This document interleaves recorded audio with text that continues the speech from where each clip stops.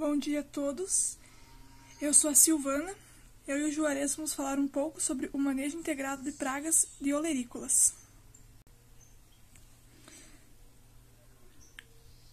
O manejo integrado de pragas ele é definido como o uso de técnicas de controle, que está baseado em uma estratégia de análise de custo e de benefício que levam em conta o interesse e o impacto sobre os produtores, a sociedade e o meio ambiente.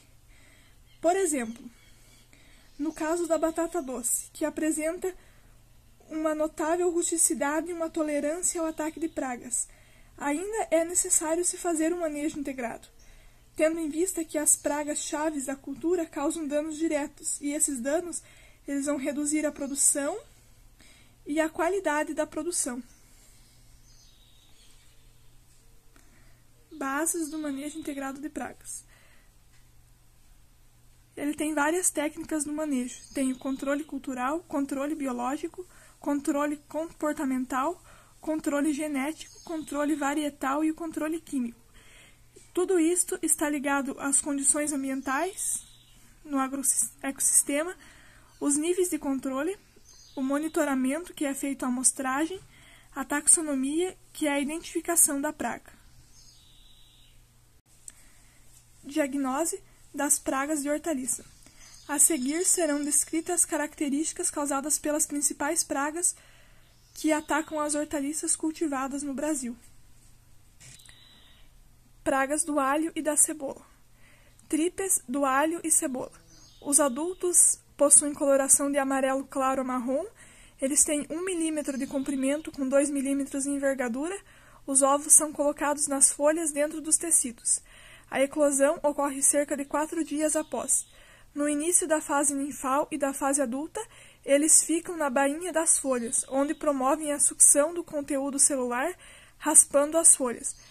Sob condições de ataque intenso, eles causam áreas esbranquiçadas e até uma coloração prateada nas folhas, tornando a planta de coloração amarela esverdeada. Podem ser transmissores de viroses. Como decorrência final da ação desta praga, tem-se a redução do tamanho e da qualidade dos bulbos do alho e da cebola. O ácaro eriofídeo. Seu corpo é alongado, quase vermiforme, de tamanho minúsculo, que vive na dobra das folhas e sobre os dentes de alho, no bulbo. São favorecidos por temperaturas acima de 30 graus Celsius e umidade relativa baixa. O ataque se dá quando ele se alimenta, perfurando as células da epiderme foliar, provoca o seu retorcimento e seca, acarretando má formação dos bulbos. Pragas da batata. A vaquinha nacional, que ela é muito conhecida, os adultos eles são besouros, de coloração verde com manchas amarelas nos élitros, podemos observar na imagem ali embaixo. Os maiores prejuízos são devidos ao ataque aos tubérculos pelas larvas, que ocasionam a redução de peso dos tubérculos, favorece a penetração de fungos e de bactérias e, principalmente, uma redução significativa no valor comercial do produto. A mosca minadora, que ela é conhecida popularmente como larva minadora. Essa praga ela ocorre naturalmente em quase todos os estados brasileiros, atacando vários cultivos de verduras e hortaliças. O maior destaque deve ser dado ao tomate, já que a praga pode reduzir o rendimento da cultura em até 15% da produção. Os vetores de viroses. Todos os insetos mais comuns envolvidos na transmissão de vírus são os afídeos, as cigarrinhas, os besouros, as moscas brancas e tripes. Os tripes são os menores insetos desse grupo de insetos vetores. Também tem a traça da batata. Os adultos são pequenas mariposas cinzentas de 1 centímetro de envergadura. As larvas são cilíndricas, apresentam uma placa protoráxica dorsal retangular negra. As larvas minam as folhas e bronqueiam as races no campo, além de formar galerias nos tubérculos no campo e, principalmente, armazém onde causam danos importantes. a lagarta falsa medideira. Ela é muito conhecida. O principal método do controle para a falsa medideira em olerícolas é através do uso de controle químico, a partir do uso de inseticidas. E também podem ser usados produtos de controle biológico, como parasitas de ovos do gênero Trichogramma. Pragas de brásicas. Tem o pulgão das brásicas. Os adultos são verdes, recobertos por purulência branca. Eles medem cerca de 1 milímetro de comprimento e temperaturas médias baixas favorecem a ocorrência desta praga e apresentam grande número de indivíduos por colônia. Esses pulgões, eles atacam a gema apical e as folhas jovens. Também tem o pulgão verde. Eles são de cor verde clara, medem cerca de 2 milímetros de comprimento, temperaturas elevadas favorecem a ocorrência desta praga e apresentam poucos indivíduos por colônia. O ataque ocorre nas folhas basais da planta. Ácaro rajado. Os adultos são de coloração esverdeada, com manchas dorsais escuras. Eles medem cerca de 0,5 milímetros. Eles apresentam colônias na face inferior das folhas, com presença abundante de teias.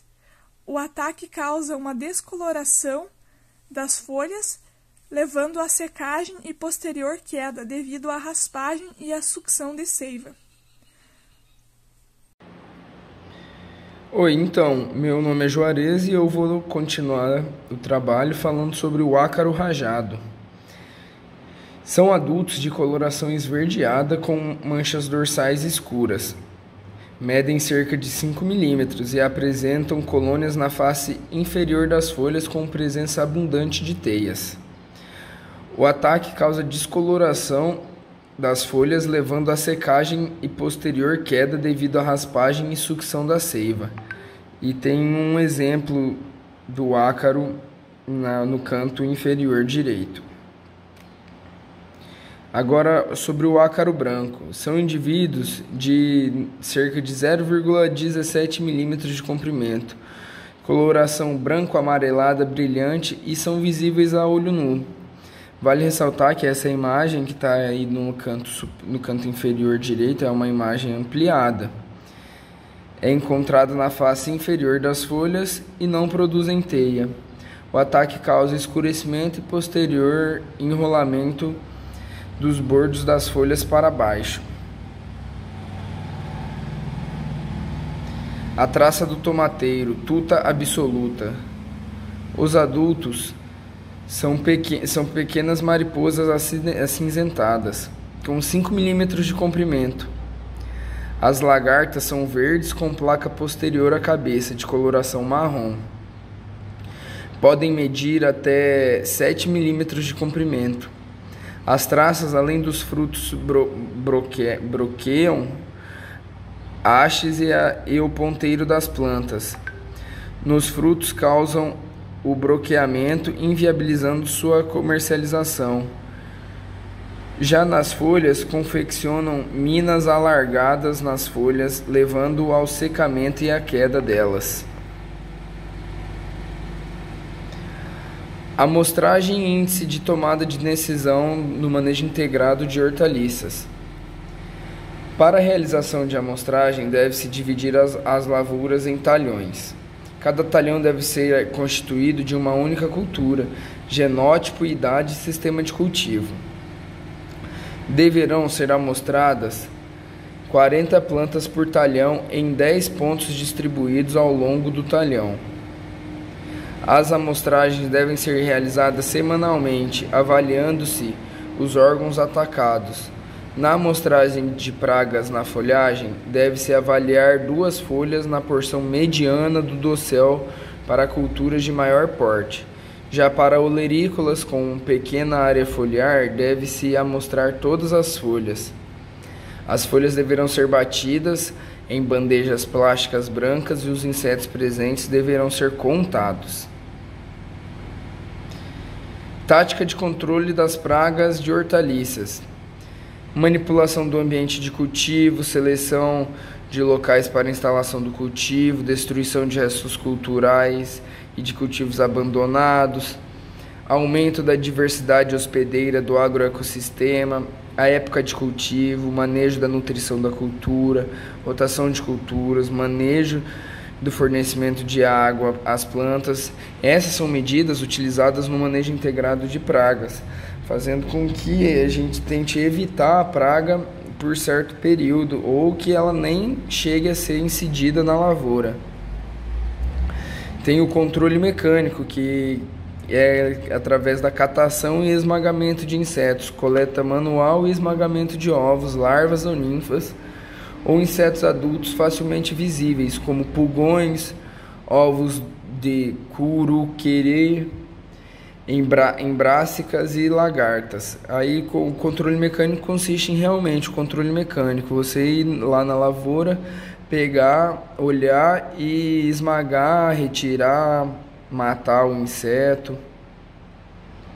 Aí tem um controle por comportamento. No Brasil, os feromônios ainda são pouco utilizados no manejo de pragas de hortaliças. Entretanto, alguns feromônios de pragas de hortaliças, bem como os sexuais da traça do tomateiro, broca pequena do tomate, broca gigante do tomate e as traças das brassicas, já foram identificados, existindo pesquisas que objetivam o emprego deste manejo de pragas, ou seja, você vai controlar uma praga através do uso de feromônios, utilizando armadilhas que vão estar liberando esse feromônio e vai fazer com que o inseto sinta-se atraído e posteriormente preso.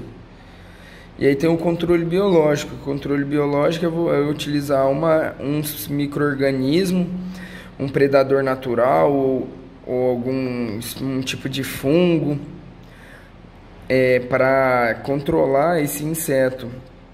Aí tem a adoção de práticas que contribuam para a preservação e incremento do controle biológico natural, que seria o aumento dos inimigos naturais, uma maior biodiversidade, fazendo com que tenha mais inimigos naturais. Uso de seletividade de inseticidas e acaricidas e o aumento da diversidade do agroecossistema. Aplicação de inseticidas ou acaricidas em horários de menores temperaturas do ar, quando geralmente é menor a presença de inimigos naturais. E somente quando as intensidades de ataque de pragas forem iguais ou superiores ao nível de controle. O nível de controle é quando você tem tanto incidência da praga que você tem que controlar ela, porque senão ela vai te causar um prejuízo econômico enorme. Evitar o uso indiscriminado de fungicidas, já que muitos desses apresentam efeito deletério sobre fungos entomopatogênicos. Fungos entomopatogênicos seriam fungos que iriam predar uma espécie de ovos e outros. Os fungos seriam os inimigos naturais também. Fatores que influenciam a resistência das plantas. Fatores físicos, clima, solo, arquitetura da planta e práticas culturais são alguns dos fatores que podem influenciar o ambiente físico da planta. Esses fatores podem influenciar os seguintes elementos: alterando processos fisiológicos que determinam a resistência a insetos, temperatura, intensidade de luz, fertilidade e umidade do solo. Fatores biológicos. A exemplo dos fatores físicos, fatores biológicos também influenciam na expressão da resistência. Os mais relevantes são biótipos da praga e a idade da planta. E tem o controle químico, que é o controle químico que provavelmente vai ser o mais famoso controle do MIP, porque é utilizado moléculas químicas e hoje em dia ele é muito criticado porque falam que deixa resíduo, mas se não tiver o controle químico, a produção é completamente comprometida. Mas lógico que tem outros meios de se manejar, reduzindo os impactos. Selecionar produtos com registro do Ministério da Agricultura e liberação pelo órgão estadual pertinente. Recomenda-se que as aplicações sejam realizadas em períodos de dia de temperatura mais amena. Deve-se preferir produtos de menor toxicidade ao homem, os quais possuem maiores riscos de intoxicação dos aplicadores. Deve-se também respeitar o período de carência do produto para a preservação da saúde dos consumidores. Realizadas amostragens da intensidade de ataque das pragas à cultura, e este só deve ser empregado quando a densidade das pragas for igual ou superior aos níveis de controle. Escolher inseticidas seletivos a inimigos naturais, rotação de produtos, uso e espalhante adesivo na cauda, que seria o uso do adjuvante, emprego de equipamento de proteção individual pelos aplicadores, armazenamento adequado dos produtos, prevenção e cuidados para se evitar intoxicação e treinamento dos aplicadores, ou seja, não é qualquer pessoa que pode ir lá e fazer uma aplicação de inseticida, porque é um produto que pode causar uma certa toxicidade. E no cultivo de curcubitáceas em fase de floração, as pulverizações devem ser feitas no período da tarde, devido à maior atividade dos insetos polinizadores na parte da manhã. Um cuidado que com o uso de aplicação de inseticidas deve ser com as abelhas, que todos já sabem que as abelhas estão querendo desaparecer da terra e elas são as nossas grandes polinizadoras. Também deve-se tomar cuidado antes das pulverizações devido à fitotoxicidade dos produtos aplicados, uma vez que as curcubitáceas são muito sensíveis a vários produtos. Utilização de inseticidas botânicos provenientes de extratos de plantas que possuam substância com ação inseticida ou acaricida. E aqui as referências. Obrigado pela atenção e é isto.